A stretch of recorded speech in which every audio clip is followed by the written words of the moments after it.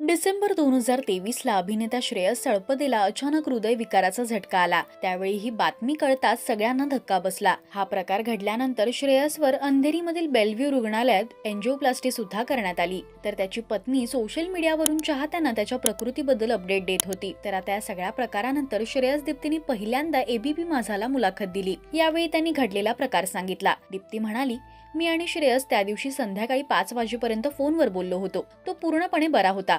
गुरुवारी पहिल्यांदाच मी उपवास धरला असल्याने श्रेयस पूर्ण वेळ माझी चेष्टा करत होता। पॅकअप लवकर होणार असल्याने आम्ही संध्याकाळी बाहेर जाणार होतो। त्याची नेहमीची सवय आहे, तो पॅकअप झाल्यावर मला फोन करतो आणि सगळे अपडेट देतो। फोनवर तो एवढंच म्हणाला की आज आपण बाहेर जायचं रद्द करूया।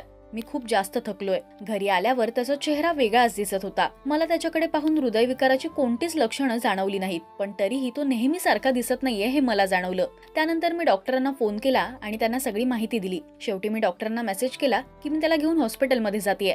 आम्ही जायला निघालो आणि कारमध्ये बसल्यावर तो खूप अस्वस्थ झाला होता। त्यावेळी त्याने मला सांगितलं की माझा हात खूप दुखतोय, ढेकं येतायत।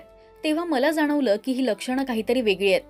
आपण लवकरात लवकर हॉस्पिटलला जाऊयात। रस्त्यात ट्रॅफिक असल्याने मी श्रेयसला म्हटलं की आपण चालत जाऊया, पण त्याला ते शक्य होत नव्हतं। तेवढ्यात माझा ड्रायव्हर म्हणाला, मॅडम मी गाडी पुढे घेतो। त्याने हे सांगितल्यावर 1 मिनिट पण झालं नव्हतं। तेवढ्यात श्रेयसने वर धरलेला हात खाली सुटला। त्याचे पाय आतल्या बाजूला वाकडे झाले आणि सगळं थांबलं।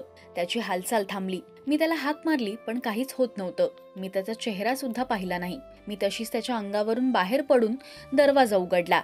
आजूबाजूच्या बाईकवाल्यांना धक्का मारून हॉस्पिटलकडे धावत सुटले। तिथल्याच बाईकवाल्याच्या मदतीने मी त्याला गाडीतून बाहेर काढलं। याच दरम्यान हॉस्पिटलचा स्टाफ सुद्धा मदतीला आला। माणसाची काहीतरी हालचाल असते। बरेच रुग्ण डोळे उघडून मी बरा आहे असं सांगत असतात, पण श्रेयसकडून कोणताच प्रतिसाद मिळत नव्हता। मला काहीच सुचत नव्हतं। श्रेयसला घेऊन थेट मी आयसीयू कडे गेले। डॉक्टरांनी आत घेतल्यावर सीपीआर सुरू केला। त्याला पहिला शॉक दिला, काहीच हालचाल झाली नाही। शेवटी दुसरा शॉक दिल्यानंतर त्याची हालचाल झाली। या काळात आम्हाला ज्यांनी मदत केली त्यांचे मी खरंच खूप आभार मानेन। या जन्मात ते ऋण फेडणं शक्य नाहीये। आजारपणानंतर श्रेयस आता पूर्णपणे बरा झालाय। लवकरच त्याचे नवीन सिनेमे सुद्धा आपल्या भेटीला येणार आहेत। तुम्ही श्रेयसला पुन्हा एकदा सिनेमात पाहण्यासाठी उत्सुक आहात काय हे आम्हाला कमेंट्स मधून नक्की सांगा। मराठी सिनेविश्वातील बातम्या, अपडेट्स आणि गॉसिपसाठी तुम्ही सबस्क्राईब करा राजश्री मराठी।